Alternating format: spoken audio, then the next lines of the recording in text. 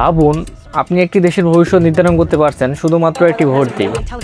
আজ পৃথিবীর কোটি কোটি মানুষ ভোট দেয়, কিন্তু কখনো কি ভেবেছেন ভোটের শুরু কোথা থেকে, মানুষ কবে প্রথম নিজের শাসক বেছে নেওয়ার অধিকার পেল?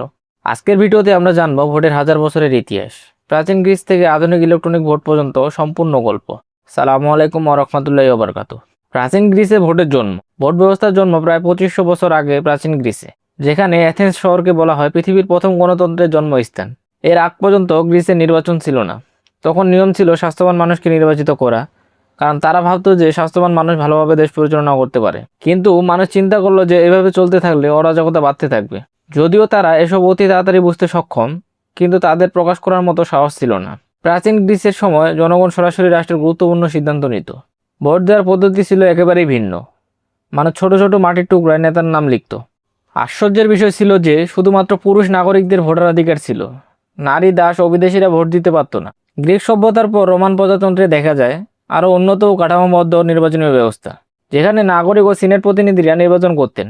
যদিও একটি আধুনিক গণতন্ত্রের আদর্শ থেকে দূরে, তবে এতে একটি গুরুত্বপূর্ণ বৈশিষ্ট্য দেখা দেয়: প্রতিনিধিত্বমূলক ব্যবস্থা। আর এই ধারণায় ভবিষ্যতে গণতন্ত্রের ভিত্তি স্থাপন করে। ইতিহাসের বড় পরিবর্তন আসে 1215 সালে, যেখানে ইংল্যান্ডের রাজা জনকে বাধ্য করা হয় ম্যাগনা কার্টা নামে একটি চুক্তি স্বাক্ষর দিতে। এই চুক্তিতে রাজার ক্ষমতা সীমিত করে এবং জনগণের অধিকারের প্রথম ধারণা দেয়। আধুনিক ভোট ব্যবস্থায় শুধু 18শো শতাব্দীর বিশ্বে বড় পরিবর্তন আসে।